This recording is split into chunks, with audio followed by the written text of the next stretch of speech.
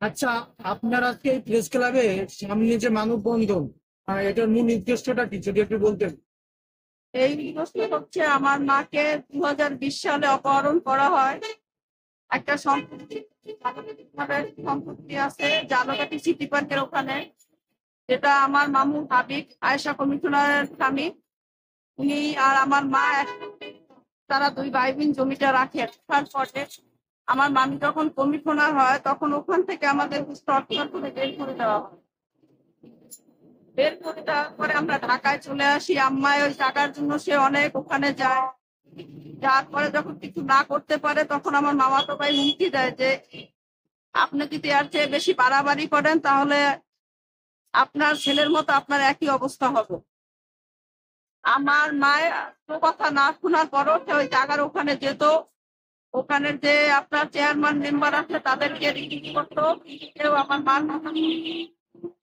এক পর্যায়ে আমার ভাই তাকে আজ থেকে আরো 12 বছর আগে মেরে ফেলে এই জমির জন্য। আর এক ভাই অসুস্থ, তাকে মানসিক ভাবে টর্চার করা হচ্ছে। আর আজকে 2020 সালে আমার মাকে অপহরণ করা হয়েছে। আমি তাকে ঢাকার জজ কোর্টে তার নামে মামলা দিই। সেই মামলার কাগজপত্র সবকিছু নিয়ে যায়।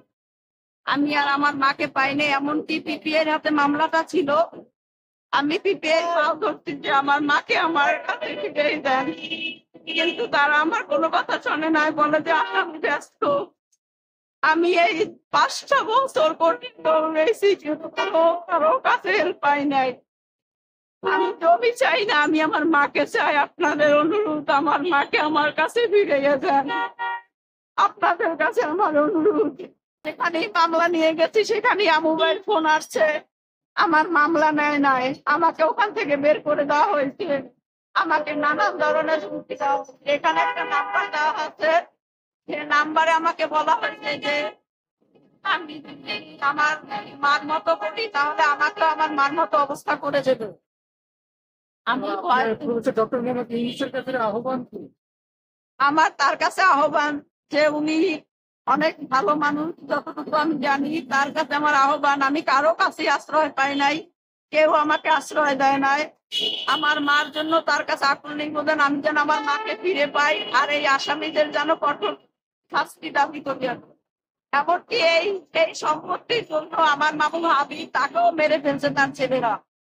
কোনো প্রমাণ নাই বিধায় আমি কিছুই করতে পারিনি। আপু, আপনার ঠিকানাটা বলবেন আর হচ্ছে কে কে এর সাথে জড়িত একটু বলবেন। এটার সাথে জড়িত আছে আপনার আমার মামাতো ভাই শাহিন, রুবেল, মুহি, আর আমু, আর একজন সাংবাদিক আছে আলমগীর, আর হোসনে আরা আমার মাকে জেলার থেকে নামাই নিয়ে আসে। ক্যামেরা ফুটেজ আমার কাছে আছে।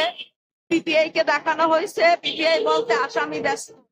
একজন পিপিআই যদি বলে আসামি ব্যস্ত, তাহলে আমি কার কাছে যাব, কার কাছে বলবো, কোন আইনের কাছে আমি যাব? এই ঘটনাটা হচ্ছে আপনার রামপুরা, পূর্ব রামপুরা, হ্যাঁ, পূর্ব রামপুরা হাই স্কুল গলি।